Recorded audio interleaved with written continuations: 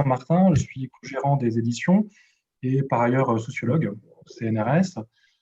Ce soir, les clés m'ont été confiées de ce webinaire que j'aurai plaisir à animer. Y contribuera Pascal Bouchard, agrégé et docteur en sciences de l'éducation, qui a été producteur à France Culture, directeur de la rédaction de l'AEF, créateur du site touteduc.fr, auteur de nombreux ouvrages, dont celui dont nous allons parler aujourd'hui. Il contribuera également Gurvan Le Guellec, journaliste à l'Obs, qui couvre les questions liées à l'éducation. Le livre que Pascal Bouchard a publié au Croquant nous servira donc de base. Il s'intitule Jean-Michel Blanquer, l'Attila des écoles.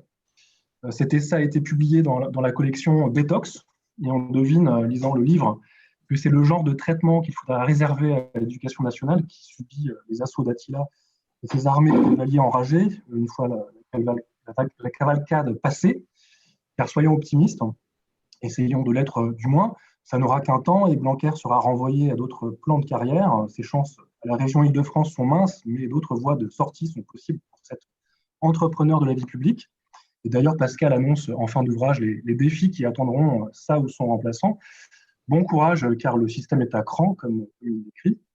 Cet ouvrage est précieux parce qu'il est documenté, implacable, en même temps qu'il avance pas à pas pour bien cerner son sujet. Fait le point critique sur des réformes engagées par le ministre, pas mal de réformes. Par exemple, les dédoublements de classes de CP et CE1 ou des lois comme celle de la dite école de la confiance. Il réfute, le livre, il met en évidence les surventes du ministre et ses équipes sous couvert de sciences de pointe et avec l'aide d'une foule de scientifiques de pointe, de ponte. Il le fait à partir de données et de sources variées, recodées au fil de l'analyse. Il en ressort un portrait d'un ministre en même temps, bien en phase avec les techniques de gouvernement subverties par le mode start-up. On peut résumer par la formule de Zuckerberg, elle évite et casser les choses. Ça, c'est pour la présentation. Alors, comme d'habitude, dans ce webinaire, deux séquences rythmeront votre présentation. On commencera par une intervention de Pascal qui présentera l'ouvrage en 10-15 minutes, 15 minutes. Et Gurvan, dans un deuxième temps, dans cette première séquence, amorcera la discussion avec donc une dizaine de minutes d'échange avec Pascal. Et après ce moment, j'aurai pour charge, pour mandat de faire remonter les questions qui pourront être adressées dans la fenêtre de chat qui est sur le côté droit. Donc, si vous avez des questions, vous les écrivez ici et non pas dans la fenêtre questions, qui ne doit pas s'afficher d'ailleurs. Et je sélectionnerai au fur et à mesure et je les verbaliserai aux intervenants. Donc, je vous remercie et je me rends compte que je ne vous ai pas encore souhaité la bonne année, donc je vous la souhaite.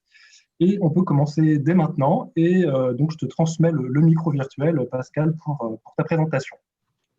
Et merci encore à vous de participer à ce webinaire. Bonsoir à tous et bonne année, dans la mesure où on peut espérer que l'année soit bonne. Ce sont cette année des vœux en mode mineur, avec des bémols un peu partout. Sur ce livre, je voudrais d'abord dire que c'est un livre de journaliste, mais c'est d'abord un livre qui répond à une urgence d'auteur. Je n'ai pas écrit, ce n'est pas un livre de commande, ce n'est pas un livre en fonction d'un moment particulier de la vie politique où il faut arriver avec un ouvrage.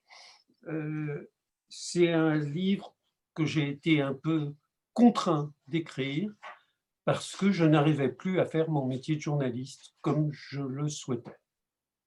On a une telle distance entre les annonces et les faits qu'on n'arrive plus à lier les deux.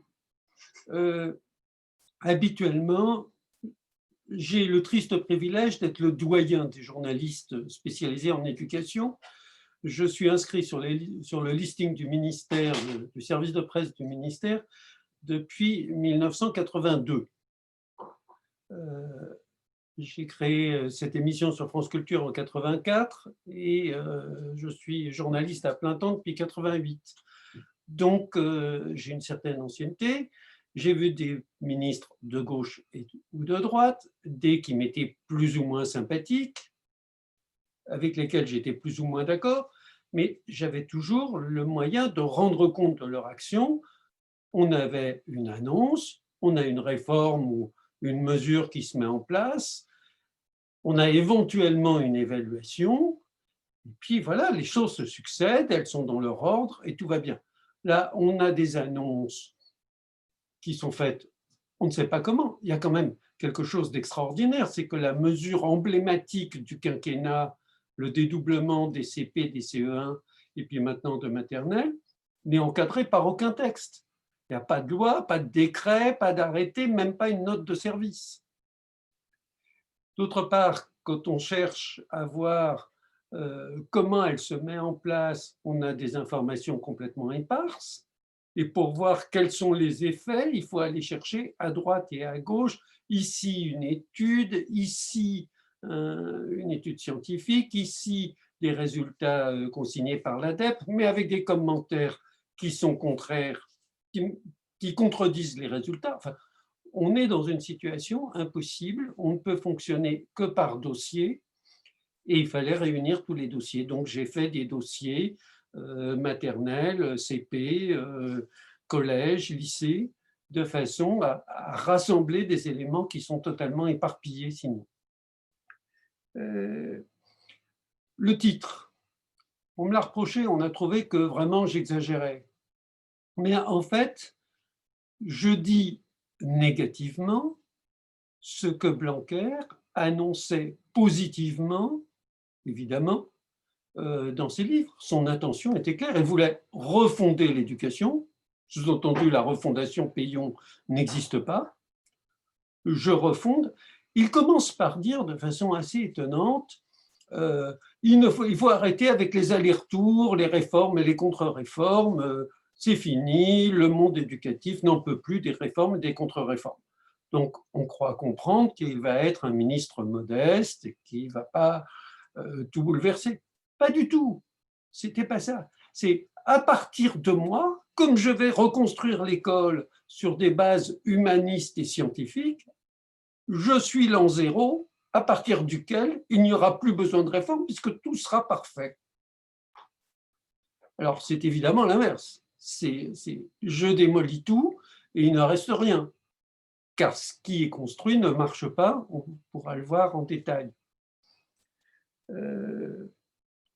Et ce n'est pas un procès d'intention que je fais, et ce n'est pas une analyse idéologique. J'ai essayé, alors je n'ai peut-être pas réussi toujours, mais j'ai essayé de ne pas faire jouer mes sympathies ou mes antipathies, mes opinions personnelles, de ne pas mettre une grille politique a priori.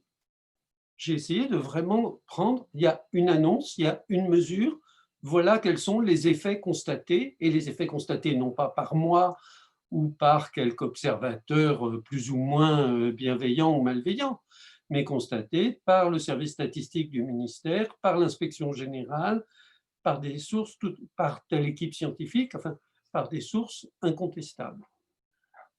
Voilà ce que je pouvais dire pour présenter un peu en ouverture mon travail. Merci beaucoup, Pascal. Je transmets le micro à Gurvan pour amorcer la discussion. Merci beaucoup. Bonne année à vous tous également. Écoutez, oui, pour moi, c'est une drôle de situation. En fait, je crois que Pascal m'a demandé de venir apporter des bémols et des dièses, comme il dit, parce qu'on s'était croisés, je crois, à la conférence de presse de Jean-Michel Blanquer en septembre de rentrée. Et c'est vrai que je t'avais dit, je t'ai lu. Je trouvais ça très intéressant parce que c'est exhaustif. Tu passes l'ensemble des politiques lancées par Blanquer au crible de ton regard acéré. Mais je t'ai trouvé un peu vachard. Voilà, je l'avais dit.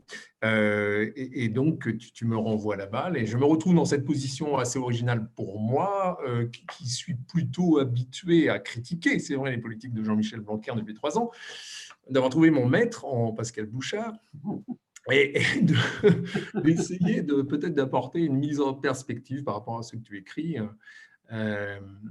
et des petits bémols. Alors, ce n'est pas si compliqué que ça pour moi parce que je ne suis pas journaliste à l'Obs pour rien.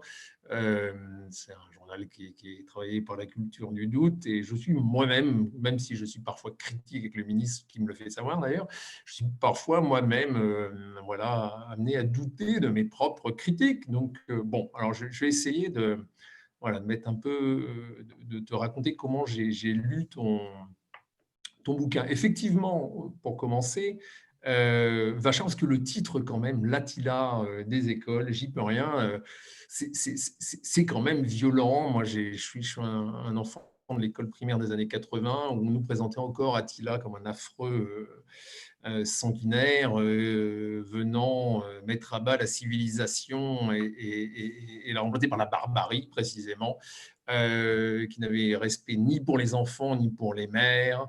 Donc un homme destructeur. Ce ministre, hein, et ça tu l'écris très bien dans ton bouquin, a quelques défauts.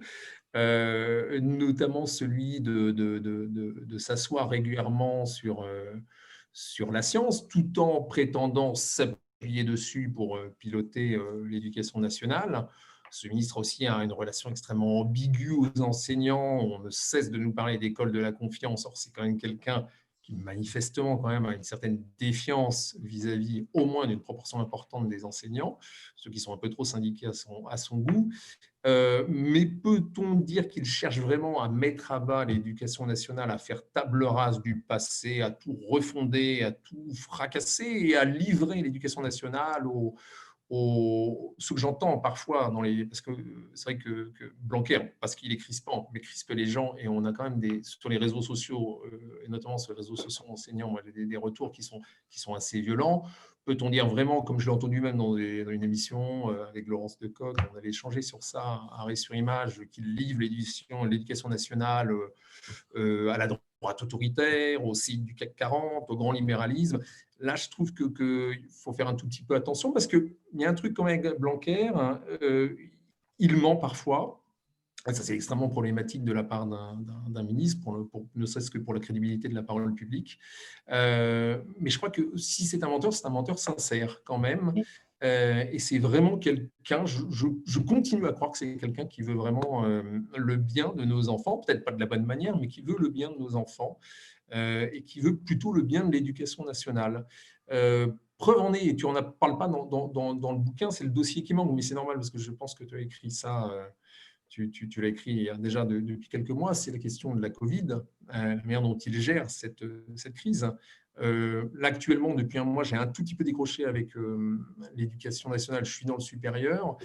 Dans le sup, il rêverait d'avoir un Blanquer qui s'accroche aux grilles des écoles pour les laisser ouvertes, quitte à prendre des risques politiques quand même importants, quitte à être parfois dans une forme de déni sur les risques pris, sur le rôle que jouent les écoles dans la propagation de la pandémie. Mais c'est quelqu'un qui est tellement attaché à la place cruciale de l'école et par ailleurs tellement persuadé des bienfaits de sa politique, je pense réellement, qu'il a pris, c'est vrai, des vrais risques politiques sur ces 6 mois. On l'a vu, Édouard Philippe a géré de manière beaucoup plus fine.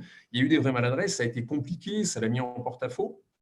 Donc, c'est ceux qui chez moi, je continue à le trouver quelque part un peu touchant parce que c'est quand même quelqu'un qui croit que l'éducation nationale n'est pas dans un parfait état. Peut-être que tu n'es pas totalement d'accord. Tu écris à un moment que finalement, le résultat n'est pas si mal que ça. 80% des gamins qui sortent diplômés sans baisse avérée du niveau. Ça, on peut en discuter. Mais je pense que c'est quelqu'un qui a une vision plus pessimiste que toi, peut-être, sur l'état de notre éducation nationale et qui veut bien faire les choses. Maintenant, sur la manière dont il les fait, ça, on peut en débattre. Mais sur l'objectif premier du bonhomme, je n'y vois pas un Attila. Voilà. Donc, je vais commencer par ça. Tu t'es un peu expliqué sur le titre, mais quand même, c'est qui pour toi, donc notre ministre de l'Éducation nationale? Alors, un mot sur Attila. Pour moi, Attila, c'est celui derrière lequel l'herbe ne repousse pas. Hein. Les sabots de son cheval détruisent tout sur son passage et l'herbe ne repousse pas. C'est plutôt, pour moi, ce n'est pas forcément le barbare, mais c'est celui derrière lequel la succession va être très, très difficile. C'est cette volonté qu'il a de reconstruire, et à mon sens de démolir, il le dit, il faut démolir pour reconstruire. Il l'écrit pas tout à fait dans ces mots-là, mais pratiquement dans les bouquins qui ont précédé. Mais deuxièmement, je vais être complètement d'accord avec toi sur un point, il est totalement sincère. Il est totalement sincère, même quand il ment. Alors, il n'est pas le seul homme politique à avoir cette forme de, je ne sais pas s'il faut dire schizophrénie, mais cette capacité à continuer d'affirmer quelque chose alors que ses amis lui disent que c'est faux. Sur les dédoublements de classe, on a quand même aujourd'hui plusieurs retours scientifiques qui montrent que ça coûte extraordinairement cher pour un résultat au mieux très faible, vraisemblablement nul et peut-être même négatif. On pourra y revenir parce que c'est tellement contre-intuitif l'idée que des classes à très faible effectif ont de moins bons résultats que des classes à effectifs plus importants. C'est contre-intuitif, il va falloir l'expliquer, mais je veux dire, il le sait, c'est dit. Et ça ne l'empêche pas de croire vraiment à ce qu'il dit quand il dit on a pris une grande mesure sociale et grâce à ça, on va améliorer l'école et l'école ira bien quand 100% des enfants de CM2 sauront lire 120 mots à la minute. Et c'est vrai qu'actuellement, on n'a pas 100% d'enfants de CM2 qui lisent 120 mots à la minute. Bon. Donc, je le crois parfaitement sincère, avec quelque chose qui est assez étonnant dans cette sincérité, puisqu'il sait que ce qu'il dit est faux, que ses amis le lui disent. Lorsque il y a eu les états généraux, je ne sais plus comment il appelait ça, les états généraux du numérique, là, dans le cadre du Grenelle de l'éducation. L'une des scientifiques invitées a listé les différentes mesures qu'on pouvait prendre pour améliorer le niveau. Elle a commencé par Sourdin, 10 000 € par an et par élève, très cher pour un résultat qui n'est pas mauvais pour les élèves en classe, en cours. Je ne parle pas des élèves qui n'y sont pas et qui sont exclus du dispositif, mais pour les élèves qui sont dans le dispositif, de bons résultats, mais extrêmement chers. Ensuite, le dédoublement, alors je ne sais plus si c'était 4 000 ou 5 000 € par an pour un résultat très faible. C'est elle qui le dit, invitée par Blanquer dans le cadre du Grenelle. Donc, il ne peut pas nier que ses propres amis scientifiques lui disent que les résultats sont mauvais et il va continuer d'affirmer qu'il faut continuer, qu'il faut le faire et que c'est formidable et que c'est une grande réforme sociale. Alors, peut-être un petit mot sur le fait que ce résultat est totalement contre-intuitif. Oui, c'est comme tout ce qui est scientifique, la science passe son temps à nous dire que ce que nous croyons est faux. Par exemple, la Terre n'est pas plate, le Soleil ne tourne pas autour, c'est pourtant ce que nous voyons tous les jours. Et c'est l'expérience quotidienne et c'est ce que nous dit le bon sens. Le bon sens nous dit que si on a des classes à effectifs très faibles, si on a 2 fois moins d'élèves dans une classe, l'enseignant va consacrer 2 fois plus de temps à chaque élève et donc les élèves vont apprendre 2 fois plus. Eh ben, c'est faux. Je vais prendre une comparaison simple que j'aurais dû mettre dans mon livre, mais je n'y ai pas pensé. Si on est prof de PS et qu'on veut initier les élèves au foot, il vaut mieux avoir une classe de 22 qu'une classe de 11. Parce qu'avec 11 élèves, on fait une seule équipe et elle se bat contre elle-même, je ne sais pas comment elle fait. Il y a des moments où on a besoin de très petits effectifs pour certains apprentissages et on a d'autres moments où on a besoin d'effectifs plus importants parce qu'on a besoin d'une dynamique de groupe. Si on prend les résultats de la DEP, il y a eu 2 études de la DEP sur les dédoublements. L'une qui montre que les dédoublements ont un effet Elle évalue l'effet à 0,1 écart type. Alors, tous nos auditeurs ne sont pas forcément familiers de la notion d'écart type. C'est une notion mathématique un peu complexe. C'est la moyenne des écarts à la moyenne. Bon, alors une fois qu'on a dit ça, c'est pas simple.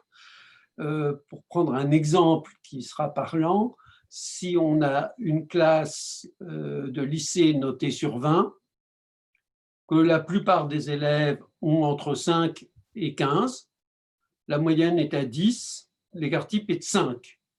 5 au-dessus, 5 en dessous. On ne s'occupe pas du petit Agnan, qui est le premier de la classe, qui est hors moyenne. On ne s'occupe pas de Clotaire, qui est le dernier de la classe, etc. On s'occupe des élèves, de la grosse moyenne des élèves, c'est très exactement de 68% des élèves. Et on fait la moyenne de leurs notes et on voit qu'elles s'étagent selon une courbe de Gauss entre 5 et 15 sur 20. L'écart type est de 5. Si on gagne un écart type, eh bien, la classe augmente de 5 points. Non, mais si on gagne 0,1 écart type, ouais, la classe gagne 0,5 points. Donc la moyenne passe de 10 à 10,5. Et c'est ça l'effet, d'après l'ADEPE, du dédoublement. On passe de 10 sur 20 à 10,5 sur 20. Et encore, on ne sait pas ce qui se passe pour Clotaire. Pour Agnan, on le sait, de toute façon, lui, il est hors jeu. Si on prend alors la deuxième étude, je continue. La première étude de l'ADEPE dit très exactement 0,08 écart type pour la lecture et 0,13 écart type pour les mathématiques. Donc je fais une moyenne, je dis 0,1 écart type pour que ça parle, et je dis donc qu'on passe de 10 sur 20 à 10,5 sur 20.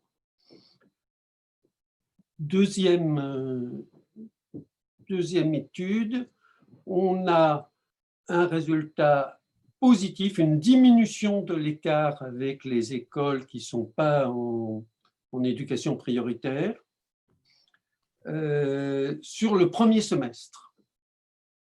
Et on a donc, sur le premier semestre, ça marche. Les élèves apprennent mieux, ils apprennent presque aussi bien que les élèves qui ne sont pas en éducation prioritaire.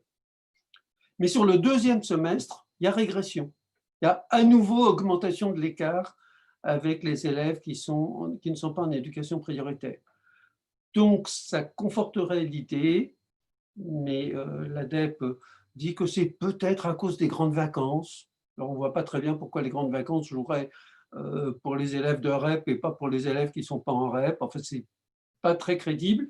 Ce qui est le plus crédible comme explication, c'est qu'il y a un moment où on pose les bases de la lecture, où on a besoin d'effectifs réduits, et puis un moment où les enfants commencent à savoir lire et on a besoin d'effets d'entraînement et d'effets de groupe, et où la classe à effectifs trop réduits ne fonctionne plus. C'est pour ça qu'il y avait quelque chose de très intelligent qui avait été mis en place précédemment, qui s'appelait le plus de maîtres que de classe, qui permet de dédoubler la classe à un moment donné, quand on a un point précis à étudier, et sinon d'avoir une classe avec sa dynamique le reste du temps. J'ai répondu à ta question, Gurvan, je te vois. Ouais. Oui, moi j'ai deux trucs. Je pense qu'il ne faut pas. Je ne veux pas non plus qu'on passe trop de temps sur les études, parce que moi aussi j'adore les études statistiques de l'ADEPE sur les dédoublements. J'ai cette petite perversion que je partage avec toi. Et de fait, les résultats à court terme sont décevants. On a un effet mécanique qui n'est pas énorme. Ceci étant dit, Pascal,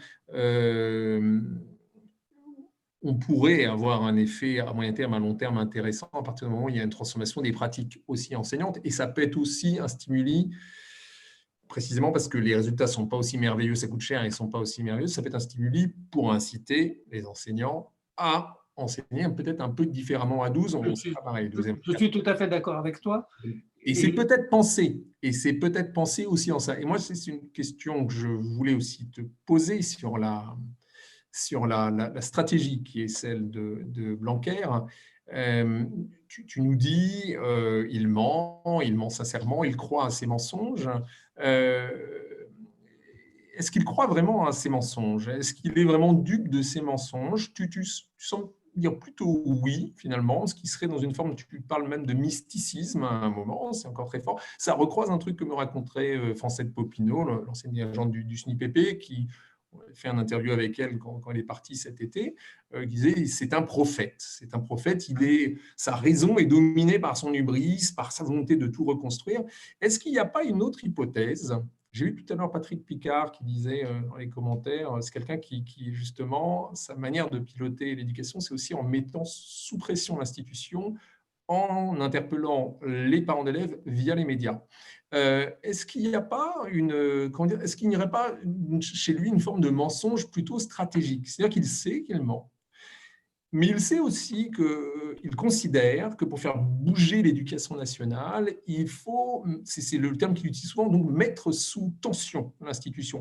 Mettre sous tension l'institution, ça passe par une interpellation des médias. Il sait que les médias fonctionnent, hélas, et je peux en témoigner, je constate de manière assez binaire. Il leur faut des débats binaires. Il leur faut la dictée versus Mérieux versus Finkielkraut. C'est difficile de s'en sortir. Vous avez quand même une demande qui vous pousse vers ça. Donc, il connaît le fonctionnement des médias. C'est quelqu'un qui sait comment ça fonctionne. Est-ce que d'une certaine manière, ce que me disait un recteur, Blanqueris, il y a 2 ans, on avait ce débat sur je lui disais, mais pourquoi cette fixette sur les méthodes de lecture? Il y a, à mon avis, un problème d'apprentissage du français à l'école, ok, très bien, de formation des enseignants, il y a un début de consensus sur ça, mais pourquoi cette fixette absolument sur les manuels et les méthodes de lecture? Et ce recteur me répondait, mais oui, moi aussi, je trouve ça un peu caricatural, mais je pense qu'il le fait un peu exprès, et d'une certaine manière, c'est une politique du curseur, il pousse le curseur très loin, en sacrifiant son intégrité intellectuelle par souci d'efficacité, parce qu'en poussant très loin, il compte obtenir au moins un mouvement de cette partie d'enseignants, parce qu'il y a aussi une partie des enseignants qui ont un rapport assez lointain à la recherche en sens de l'éducation, qui ne se remettent pas énormément en cause. C'est vrai, c'est une réalité, actuellement on le sait par les enquêtes de sociologie de l'éducation. Et bien qu'au moins cette partie-là, avec un discours qui est très, très, très, qui est un peu un terme me vient à l'esprit, mais je ne vais pas l'utiliser, mais qui est un peu brut de décoffrage, que ces gens-là bougent, mais qu'on soit obligé d'avoir un discours un peu caricatural pour réussir à faire bouger le pachyderme, parce que le pachyderme, il a quand même une forme d'inertie ou de résistance, tout ce qu'on veut, c'est compliqué. Donc, est-ce que tu ne crois pas qu'il y a ça aussi? Ou est-ce que tu restes sur cette idée de quelqu'un qui serait dominé d'une certaine manière par sa passion et qui laisserait de côté toute raison, toute approche un peu rigoureuse des faits? Alors, l'un n'exclut pas l'autre. C'est-à-dire qu'il peut y avoir l'hubris, la certitude d'avoir raison, la certitude de savoir mieux que tout le monde, d'avoir la bonne méthode de lecture. On le voit, on ne va pas épiloguer trop longtemps sur les méthodes de lecture, mais tout ce qui a été fait avec la méthode syllabique pour généraliser et imposer la méthode syllabique a échoué. Que ce soit parler, que ce soit agir pour l'école, ce sont des échecs patents. Et il relance l'expérimentation avec la méthode Lego, dont on ne voit pas en quoi elle est différente des autres. Evelyne Charmeux dit même méchamment que c'est encore pire que la méthode Bocher. Mais en tout cas, peu importe, ce n'est pas fondamentalement différent des autres.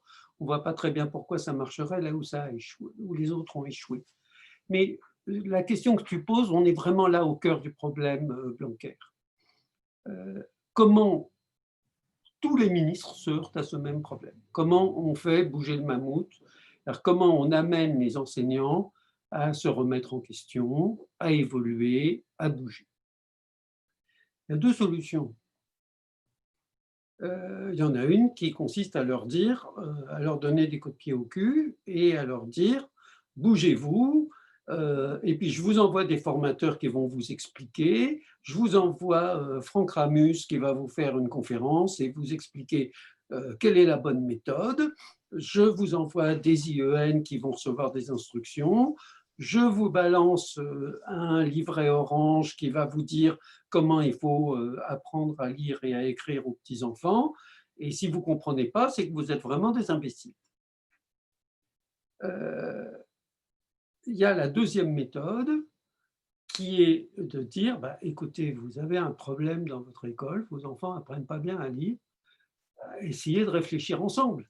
Et puis, si vous réfléchissez ensemble, vous pouvez peut-être aussi vous adresser à l'université du coin pour avoir de l'aide, monter une formation continue qui réponde à vos besoins. Encore une fois, le plus de maîtres de classe, à mon avis, n'avait pas d'effet très direct sur le niveau des élèves. En revanche, il avait un effet très important et qui commençait juste à se mettre en place au bout de 2 ans sur les enseignants, parce qu'il obligeait les enseignants à parler de leur pratique. Tu vas venir dans ma classe, on va partager la classe, mais pourquoi faire? Ah bon, tu fais comme ça? Ah ben moi, j'aurais fait comme si. Ah bon, et alors? Mais alors, comment est-ce qu'on va se mettre d'accord pour que nos deux moitiés de classe fonctionnent ensemble? C'est comme ça que les enseignants bougent. Ce n'est pas à coup d'oukase. Et le plus grand défaut du dédoublement des classes, c'est de renvoyer chaque enseignant à la solitude de sa classe et en liaison directe et verticale avec son inspecteur et le ministre. Au lieu d'être dans un dispositif horizontal, on parle entre soi, on avance et on va chercher la formation et la bonne méthode. Enfin, personnellement, je récuse même l'idée de méthode, mais ceci est un autre problème. L'un n'empêche pas l'autre, Pascal. Bah, là, le choix, il est très clair. Le choix, Non, mais c'est l'un celui de la n'empêche pas. verticalité. Tu peux avoir une équipe, tu peux avoir une incitation à travailler en équipe, à décloisonner, tout en ayant des effectifs réduits qui, quand même, au moins en éducation prioritaire renforcée, où quand même les problèmes sont monstrueux, parfois, enfin, d'après les enseignants, ça aide. Hein. Avoir plus d'enseignants, ça aide, à condition qu'ils soient structurellement incités à remettre en cause, enfin, à parler ensemble de leurs pratiques, à les confronter et à évoluer. Si Tu as des plans chacun de est dans sa formation qui ont classe, été il n'évolue lancés. pas. Tu as des plans de formation qui sont lancés Mais tu as des plans de formation, on est donc bien dans une dimension verticale. un peu moins, même d'après même retours syndicaux, donc quand même incroyable. Ils nous disent que selon les circos, il y a des circos où des choses se mettent en place qui sont intéressantes, où de fait, on incite les enseignants à aller dans les classes des uns et des autres. Cette logique de, c'est pas des brigades, je sais plus, c'est un truc. Oui, alors ça, c'est effectivement, non, c'est les C'est un peu Pléiades, je militaire. crois. Oui, j'ai Alors oublié. ça, il semblerait que ça fonctionne assez bien en Ouais, mathématiques et pas en français, d'après les retours syndicaux que j'ai eus, ça moi. commence en français, en Oui, mathématiques. oui. Ouais. En mathématiques, en fait, en mathématiques, Constellation. Merci Patrick. constellation. Non, c'était plutôt Star Wars, effectivement, qu'Armée de terre, à Montmelon. En mathématiques, de toute façon, toute la question des mathématiques a été sous-traitée en fait à Villani et à Torossian et, et donc ça se passe pas trop mal, mais sans Blanquer. Sur la lecture, c'est beaucoup plus Blanquer, c'est la syllabique, c'est j'ai raison, voilà la bonne méthode scientifique. Et donc là, on est tout à fait dans un autre schéma, beaucoup plus autoritaire. Est-ce que tu surestimes pas l'impact, toi qui es pourtant depuis si longtemps donc là à t'intéresser à la manière dont Grenelle fonctionne, mais moi ça fait que 3 ans, hein, je suis arrivé avec Blanquer. Je ne suis pas arrivé dans ces valises, hein, mais le fait est que je suis arrivé avec Blanquer. Moi, avant, je m'intéressais un peu aux questions je m'occupais de la banlieue, donc je m'intéressais un peu aux questions éducatives quand même, et j'ai suivi en tout cas la période Najat Vallaud-Belkacem. Mais ce qui m'a étonné au bout de quelques mois, c'est non seulement tu parlais du décalage entre le discours et les faits, mais il y a aussi le décalage entre comment dire, l'intensité des polémiques au sein du monde, du microcosme et des observateurs de l'éducation nationale. Est-ce que c'est la bonne méthode ou pas? Est-ce qu'il faut faire comme ci ou faire comme ça? Et puis, quand tu vas sur le terrain, de manière aléatoire. Pas quand tu fais un appel à témoignage. Si je fais un appel à témoignage, je demande qui n'est pas content de recevoir le livret orange. Ça, je vais recevoir des gens qui vont être complètement remontés comme des pendules. Mais par contre, moi, ce qui m'a rapidement étonné, c'est quand j'allais sur le terrain, le décalage entre ce que je ressentais à Paris, où tous ces débats qu'on avait à longueur de tribune, et puis des enseignants qui, pour nombre d'entre eux, font le dos rond, se préoccupe assez peu. Le livret orange, je l'ai fait découvrir à beaucoup d'enseignants. Vraiment, ils ne le connaissaient pas. Donc, ça relativise quand même pas mal l'autoritarisme du ministre. Non, ça ne relativise pas son autoritarisme, ça relativise son autorité. Et voilà. Et d'ailleurs, qui relativise aussi les critiques qu'on peut faire, parce que oui, il y a une espèce de fatalisme et c'est pour ça que cette hypothèse aussi, cette nécessité de se caricaturer d'une certaine manière pour faire bouger les choses. Je fais le livret orange et puis finalement, je vais faire de la propagande, mais je peux obtenir ce que demande Guagou, qui n'est pas du tout un ami de Blanquer, mais qui dit lui-même que partie des enseignants qui, dans l'enseignement, la lecture, ne vont pas assez vite ou relativisent le niveau de leurs enfants. Enfin, on a un manque on a du mal à les placer parce qu'on s'habitue à un niveau très faible. Et donc accélérer un peu au début, ça serait pas mal, ce petit toroscient aussi, qu'il faudrait accélérer un tout petit peu et rentrer plus tôt dans les décimales, les fractions, pas en fin de CM1, mais plutôt en début de CM1. Enfin, donc, on peut faire avancer un peu le iota. C'est pour ça que j'ai toujours, moi je garde ça, je garde cette idée en tête. Oui, il a une parole qui est très autoritaire, dirigiste, mais est-ce qu'il n'est pas conscient finalement que sur le terrain, tout ça, il y a des IUN qui sont totalement dans la reproduction du discours de Monsieur le ministre, puis il y a des IUN qui font clairement tampon. Hein. Alors, deux choses. D'une part, tu dis très justement, il y a beaucoup d'enseignants qui font le dos rond, qui disent de toute façon ce que raconte le ministre, je m'en fiche, je me fichais déjà de ce que disait la ministre précédente, je me disais, bon, j'ai été prof, donc avant d'être journaliste, je crois que je n'ai jamais ouvert un BO quand j'étais prof. Je savais à peine je ne suis même pas sûr que je savais quel était le programme. Je faisais ce que j'avais envie de faire. Bon, je ne me pose pas en modèle du genre. Et puis, c'était aussi une autre époque. J'ai quitté l'éducation nationale en 88. Il y a beaucoup de choses qui se sont passées depuis. Mais de toute façon, c'est vrai, on a heureusement une résilience du système, des individus, et puis on a ce qui est un grand défaut de l'éducation nationale en général, mais actuellement une grande qualité, c'est que c'est un système totalement sous-administré, c'est-à-dire qu'il n'y a pas suffisamment d'inspecteurs, de conseillers pédagogiques, d'IAIPR, etc., de gens qui viennent aider les enseignants, qui viennent les soutenir quand on en a besoin. Or, du coup, la transmission de la parole ministérielle n'est pas aussi efficace que le ministre le souhaiterait. Alors, tu dis qu'il se caricature lui-même pour être plus efficace. Bon, tu lui prêtes beaucoup de cynisme et de machiavélisme. Je crois, moi, qu'on a un système, c'est la confusion habituelle entre autoritarisme et autorité. Beaucoup d'autoritarisme et assez peu d'autorité au total. J'ai une transition. Sur la lecture, quand même, un point. Tu as complètement raison. On a un consensus scientifique sur la lecture. Il a été établi par l'Observatoire national de la lecture. Il a été établi par le CNESCO. Il a été établi au Québec sur la lecture.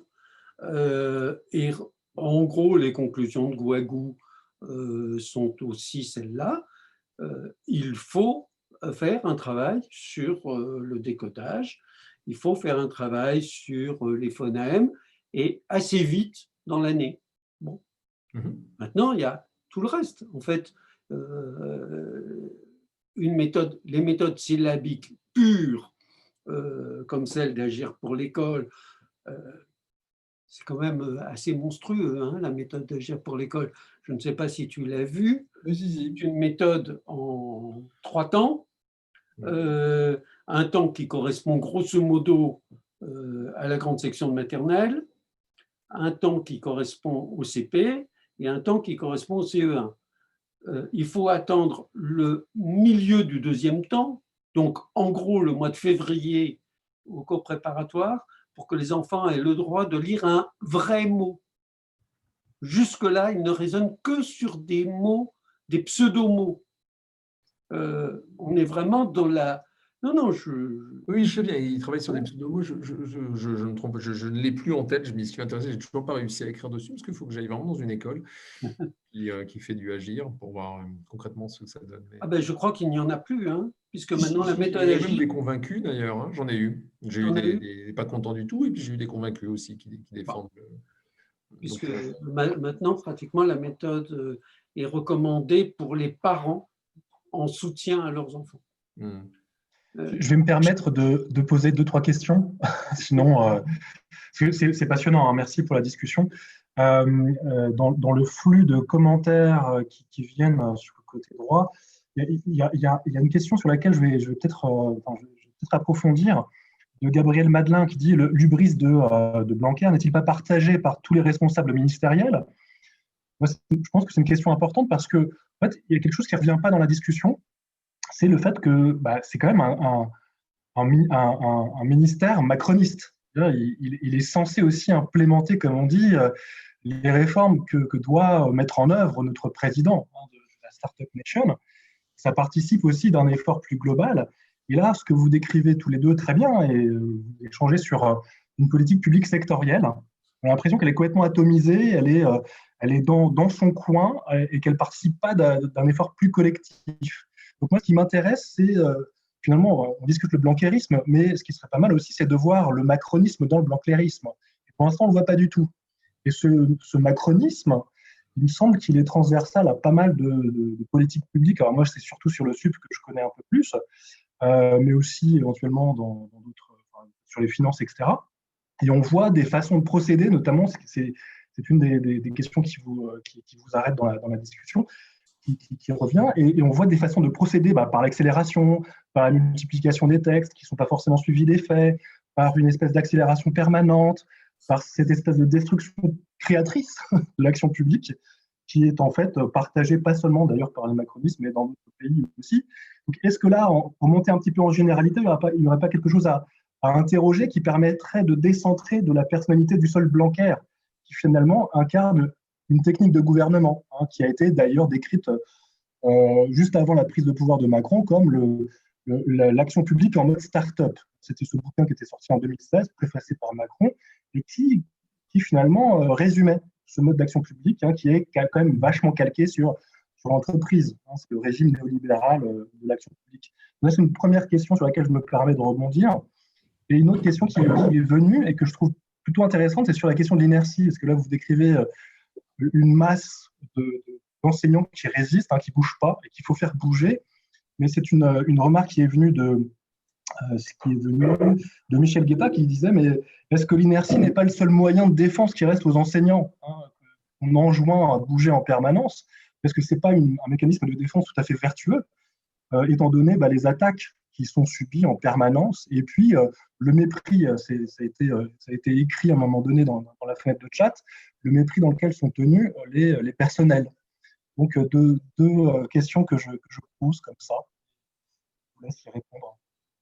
Alors, est-ce que je commence? Vas-y. Oui. Alors, d'abord, par rapport à Macron, oui, il y a des différences entre le programme qui était celui de Blanquer, tel qu'il était dans ses livres, annoncé dans ses livres, avant la présidentielle, et le programme de Blanquer était nettement plus à droite que celui de Macron. Notamment, il y a un point quand même, Blanquer n'avait pas du tout prévu le retour à la semaine de 4 jours. Je crois que là, il s'est fait avoir par Macron, qui l'a promis dans sa campagne, et du coup, c'était une promesse de campagne, il n'était plus possible de revenir en arrière. Et je pense que tous les deux, aussi bien Macron que lui, ont été extrêmement surpris de l'ampleur du mouvement. Ils ne s'attendaient pas du tout à ce que ça prenne cette forme de raz-de-marée.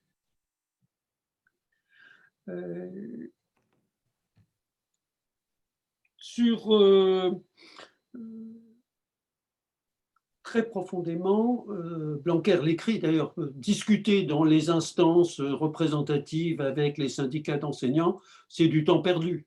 Il l'écrit dans ses livres. Macron est peut-être un peu plus ouvert à l'idée de concertation. Il y a comme ça des petites nuances et Blanquer s'est aligné sur le président de la République. Ça me paraît assez clair. De même, les dédoublements, je pense que c'est quelque chose qu'ils ont conçu ensemble au sein de l'Institut Montaigne avant la présidentielle. Je sais qu'il y a une partie de l'entourage de Blanquer qui lui a dit il ne faut surtout pas faire ça, ça coûte cher, ça ne sert à rien. Une autre partie qui lui disait, d'autres conseillers qui lui disaient non, non, ça sera un marqueur politique fort, même si ça ne sert pas énormément, ça sert quand même. Et puis, on aura un effet d'entraînement qui sera plus important que ce que prévoient nos schémas. En fait, le résultat a été moins important puisqu'il prévoyait 0,2 et qu'on a 0,1. Mais il y a eu comme ça des ajustements. Alors, pour parler en termes de gouvernance du système, est-ce qu'il y a vraiment... je crois que tous les deux sont dans une dimension verticale. Enfin, on a Jupiter et on a Jupiter bis, au moins en posture. Après, ce que sont vraiment les gens dans le détail de chacune des mesures et des politiques et des mises en œuvre, ça diffère un petit peu. Mais en termes de posture, je pense qu'on a Jupiter 1 et Jupiter 2. En ce qui concerne l'inertie du système, je suis d'accord avec ce que disaient nos téléspectateurs, si je peux dire. Sur le côté de la résistance, je voudrais surtout dire que l'école est le lieu où une société prépare son avenir, mais que nous sommes dans une société démocratique,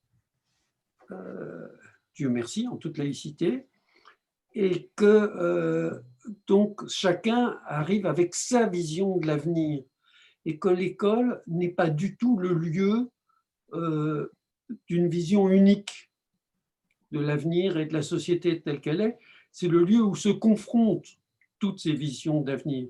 Et c'est pour ça que la réflexion d'un de nos auditeurs, spectateurs, est-ce que ce n'est pas le propre de tous les ministres que de vouloir imposer avec une certaine hubris sa vision de l'école, donc sa vision politique, idéologique, de l'avenir et de la société telle qu'elle doit être quand les gamins d'aujourd'hui seront des adultes, c'est évident.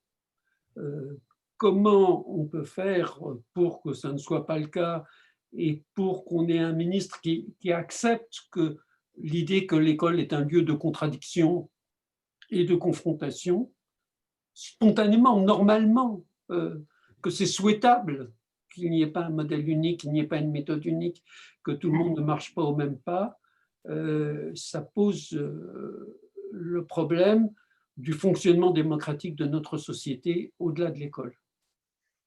On est vraiment là dans la philosophie politique. Je ne vais pas aller plus loin, mais c'est très, très complexe d'imaginer quel système politique permettrait d'aller au-delà de cela. Il faudrait. Jérôme, tu veux rajouter des éléments? Sur l'inertie, moi, c'est mon côté deuxième gauche, c'est pas possible. Non, l'inertie, c'est pas. Vu la situation, vu le niveau d'inégalité, vu quand même une baisse de niveau, je pense. Chose qu'on ne pouvait pas dire dans un journal comme le mien il y a 10 ans, mais il y a des choses qui avancent aussi. Je pense qu'il y a une baisse de niveau sur les maths, elle est avérée par les chiffres, à moins de considérer que les thermomètres sont totalement faussés. Vu la situation, l'inertie n'est pas une solution. La proactivité, peut en être une.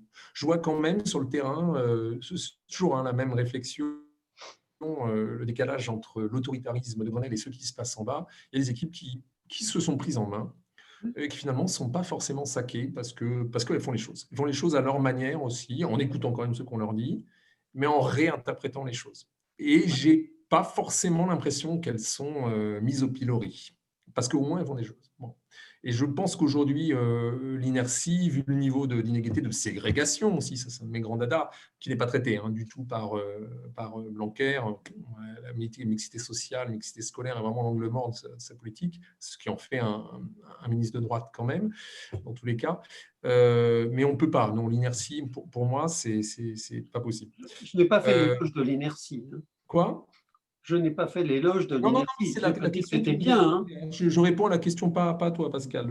L'inertie comme seul moyen de défense, non, parce qu'on va se faire, dans ce cas-là, les enseignants vont se faire clouer au pilori par les parents d'élèves. On va aller vers ceux qui commencent à se mettre en place, une atomisation de notre système scolaire avec des parents d'élèves qui iront voir ailleurs, dans le privé en l'occurrence. Et ça, c'est ma grande angoisse. Et je pense qu'il faut vraiment qu'on invente autre chose démocratiquement, une communauté scolaire, une communauté éducative qui ne fonctionne pas assez aussi, où tout ce qui est hors éducnat n'a pas encore assez sa place. Ça, c'est une réalité. Il ne faut pas avoir peur. Il ne faut pas avoir peur, enfin du ministre, on peut en avoir peur, mais dans ce cas, n'ayons pas peur non plus des parents, n'ayons pas peur même des acteurs associatifs qui peuvent venir dans les écoles après 16, 18 heures, etc. Moi, oui, la question du blanquérisme et macronisme, c'est hyper intéressant, tant sur les techniques que sur... Moi, Blanquer est très macroniste, en fait, dans sa pensée de la société. Sur les techniques, sur la technique gouvernementale, c'est pas tant. On parle beaucoup de Startup Nation, mais ces gens-là, ils n'ont pas vraiment bossé dans le privé un peu pour Macron. C'est surtout quand même des technos qui sortent de. Alors, Blanquer n'est pas un arc, mais il a une manière de penser qui est très, très techno. C'est un juriste, même si parfois le droit. mais enfin, les choses rentrent dans des cases et c'est quelque chose qui est passionnant dans ses bouquins. C'est quelqu'un qui a tout pensé en arrivant. Il est arrivé avec une fiche technique pour remanier l'éducation nationale avec un système de cliquet, il le dit, il le raconte dans son dernier bouquin de manière très transparente. On va faire des réformes les unes après les autres. Alors, il y a l'idée piquée au management et à la Startup Nation des 90 jours. Enfin, c'est quasiment ça, quoi. Là, ça va être un peu plus, mais c'est-à-dire qu'on fait tout. Il faut se manier parce que après, l'état de grâce retombe. C'est pas complètement faux, d'ailleurs. C'est ce qu'on constate. Donc, il faut aller très vite. Il faut réfléchir à la séquence, c'est très important. Je pense que les 4 jours, ce n'est pas totalement innocent. C'est quand même un cadeau fait aux enseignants qui le réclamaient à 80%, même si la science et la recherche nous disent qu'il faudrait plutôt faire 4,5. Néanmoins, la base enseignante était plutôt pour. Donc, c'est un joli petit cadeau pour quand même les adoucir. La réaction enseignante a mis du temps. Elle est venue seulement très tardivement avec la loi Blanquer, et pas sur des questions pédagogiques, et pas sur des questions de politique publique, mais sur des questions statutaires. Donc, les choses ont été pensées. Il le dit, sur l'enchaînement, ça a été très pensé. Donc, c'est un de ses proches qui me disait, Jean-Michel, il a un côté stalinien. Non, ce n'est pas stalinien, je suis le soviétique. Voilà, c'est le côté Gosplan, quoi. Ça, boum, voilà, c'est Machiavel, oui, mais un vrai côté soviète, quoi. Le Gosplan en 5 ans, d'ailleurs, ça tombe bien, il sera resté 5 ans. Moi, j'aurais dit bonapartiste, mais bon. Oui, mais ça va plus loin. Bonapartiste aussi, oui, mais ça va un tout petit peu loin. Et puis, oui, le macronisme, dans le rapport au macronisme, il y a et je ne sais pas, sur ça, tout à l'heure, tu parlais d'autorité, ça me dérange un peu, tu en fais une incarnation de la droite autoritaire, je ne suis pas d'accord.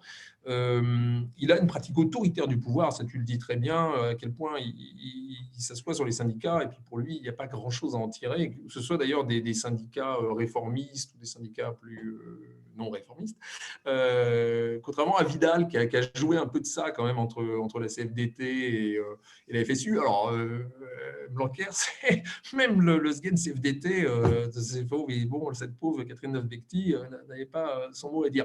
Donc, ça, c'est vrai qu'il a une pratique autoritaire. Par contre, je n'y vois pas un représentant de la droite autoritaire. Il est bien le représentant de cette droite libérale, sociale, avec un petit élément chrétien chez lui, parce qu'il faut sauver les enfants qui sont dans un environnement toxique dans leur quartier prioritaire. Il dit sauver, c'est son côté. Je pense qu'il y a un petit côté à aller chercher quand même sur le christianisme social, mais il a cette vision. C'est pas la droite autoritaire qui est pour qui considère que l'inégalité, la hiérarchie, c'est très bien, c'est comme ça.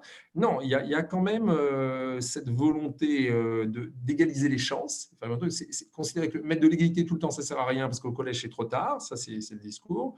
Donc le collège est l'angle mort d'ailleurs de sa politique. Il y a son truc, c'est responsabiliser à partir du moment où on a égalisé les chances. On égalise les chances sur les toutes petites classes et en remettant du budget sur ça. Et c'est peut-être une réussite quand même du blanquerisme, c'est d'avoir, ça avait commencé avant, hein, on est bien d'accord, mais on a mis dans les esprits définitivement que la priorité, ça reste quand même en termes de budget, il faut qu'on réoriente vers le primaire. Parce que notre lycée, il est quand même bien financé. Et après, une fois qu'on a égalisé les chances, effectivement, tu le dis dans ton truc, c'est bien, une fois que l'enfant est devenu pupère, et il a 15 ans, c'est bon, et maintenant, bac moins 3, de toi. il se lance, et voilà. Et maintenant, il faut qu'il se responsabilise, et bouge-toi, et ce qui n'est pas totalement peut-être inintéressant non plus. C'est peut-être bien aussi alors, à partir du moment où les enfants sont, on ne va pas partir sur la réforme du lycée. Moi, je trouve que c'est une réforme que je ne veux pas assassiner. De mon côté, elle est extrêmement dangereuse. Elle est dangereuse si l'accompagnement n'est pas fait auprès des enfants les moins favorisés, les moins orientés. Donc, il y a un travail d'orientation à faire. Il y a un travail à faire avec le SUP pour que le SUP soit beaucoup moins adéquationniste qu'il l'est jusqu'à présent, qu'il soit ouvert à ces gamins qui viennent avec des profils différents. Mais peut-être que quand même, en attendant, ça commence à bouger, moi, je trouve, dans le SUP, donc cette réforme, qui est toujours une réforme de mise sous tension. Leur truc à eux, Macron, machin, c'est Macron et Blanquer, je vais très vite, parce que je vois le temps passer, c'est cette idée de mise sous tension. Je vais casser des œufs à 3 générations pour qui ça va être compliqué, mais je vais obliger la structure derrière à s'adapter, le supérieur en question. Donc ça, c'est le côté peut-être un peu, effectivement, Startup Nation. On prend, par contre, c'est avec des dommages collatéraux, quoi, avec des vrais risques de dommages collatéraux. Toujours pour les mêmes, naturellement, parce que ceux qui savent s'orienter avec ce nouveau système du bac Blanquer s'en sortiront. Par contre, pour les gamins qui n'ont pas des parents derrière pour leur expliquer ce qu'il faut faire, ça peut être plus compliqué. Ou des profs, puisque aussi les profs sont censés maintenant s'occuper aussi bien de leurs élèves que de leurs enfants, comme dit Pierre Mathieu. Voilà. Merci pour je crois qu'il n'y a pas trop de questions. En fait, c'est surtout des commentaires qui apparaissent au fur et à mesure. Il y avait une question sur le bac. Est-ce que c'était une réforme à faire finalement et que c'était la méthode qui pêchait? Bon, tu as commencé à en parler, Gurvan. Je ne sais pas si on parle du bac maintenant. Je pense qu'on peut peut-être conclure tranquillement. Pascal, il y a un moment presque de prospective dans l'ouvrage à la fin. Tu dis, ah, mais voilà, qu'est-ce qui attend le prochain ministre, la prochaine ministre, que tu pourrais peut-être résumer les perspectives que tu ouvres là, de l'après-Blanquer. Ce qu'il restera de cette action et ce qu'il faudra faire pour éventuellement recoudre là où ça a été complètement décousu, détricoté. Enfin, quels sont les grands axes à prioriser? Qu'est-ce que tu vois dans l'après-Blanquer? Pour moi, il y a 2 impératifs. Le premier, c'est de bien montrer qu'entre de très beaux discours, il y a beaucoup de discours de Blanquer auxquels j'ai envie d'applaudir. Quand il parle d'égalité, quand il dit « j'ai été prof de lettres, je suis agrégé de lettres, j'ai enseigné le latin avec un immense bonheur et j'ai lu des auteurs latins avec un immense bonheur », quand il dit « il faut sauver le latin, l'enseignement du latin, etc. », j'applaudis des 2 mains. Et puis je regarde les chiffres, il n'y a jamais eu aussi peu de latinistes en première, et la réforme du lycée est pour les humanités une catastrophe. Oui. Bon. Donc, le premier devoir, ça va être quand même de faire un inventaire. Le deuxième devoir, ça va être de permettre aux enseignants de travailler entre eux, de monter des projets, parce qu'il y a, comme le disait Gurvan, il y a toute cette force chez les enseignants qui sont très conscients des problèmes de leurs élèves, de ces problèmes d'échec, peut-être de baisse du niveau. Il y a toujours des discussions un peu compliquées sur ces histoires de niveau, de comparaison internationale. On ne va pas rentrer là-dedans, mais il y a une vraie volonté. Comment on fait pour prendre en compte cette volonté, pour permettre aux enseignants de travailler entre eux, de débattre entre eux, de monter des projets. La plupart des établissements scolaires n'ont pas une masse critique suffisante pour qu'on ait des projets qui tiennent dans la durée. Donc, on a ces problèmes de structure, de gouvernance, ce n'est pas un beau mot, gouvernance, mais j'en vois pas d'autres, pour démocratiser le fonctionnement de l'école et permettre à toutes ces dynamiques de se développer, et puis d'accepter de renoncer un petit peu à l'hubris du ministre qui sait ce qu'il faut faire. Ben non, on ne sait pas toujours ce qu'il faut faire, et l'idée même de méthode est peut-être absurde. Voilà. Juste peut-être un mot sur le bac. Oui, il fallait réformer le bac. Oui, il fallait réformer le lycée. On a un problème de curseur. En gros, tout le monde est d'accord, hein. Il faut un tronc commun au lycée jusqu'en terminale, que tous les gamins aient une base commune. Et puis, il faut des options, des éléments de spécialisation. Maintenant, est-ce qu'il fallait vraiment aller jusqu'à 12 heures de spécialisation? Est-ce qu'il ne fallait pas un tronc commun un peu plus fort? Est-ce qu'il ne faut pas des épreuves terminales un peu plus fortes? Voilà. Ça, c'est vrai que là, on est plus dans un problème de curseur que de philosophie. Ok, Gurvan, tu veux ajouter quelque chose avant qu'on se quitte? Non, je pense que c'est à Pascal de terminer. Je souriais à la remarque de la Bouvier, dont j'ai lu les livres. D'accord. Il est toujours très vachard avec les enseignants. Un peu trop, lui, vachard avec les enseignants, je peux le dire. Je pense que Pascal est un peu vachard dans son bouquin avec le ministre. Alain Bouvier est un peu vachard avec les enseignants dans ses bouquins. Voilà. C'est aussi la binarité du débat éducatif. Bien, merci beaucoup pour cette discussion super intéressante. Je recommande vivement la lecture de l'ouvrage, Jean-Michel Blanquer, L'Attila des écoles. Ce titre fracassant, mais qui cache aussi voilà, tu le pointes, moi j'avais oublié à la maison, donc qui renferme une argumentation hyper implacable, et qui progresse à chaque fois sur les réformes, etc., en debunkant, en contre-argumentant, en apportant beaucoup de sources qui donnent envie de prolonger l'argumentation. Donc, bouquin important. Merci encore. Et puis, merci d'avoir commenté, tenu jusqu'à l'avant-couvre-feu. Et je vous souhaite un bon week-end. Et puis, à très bientôt. À bientôt. Merci encore.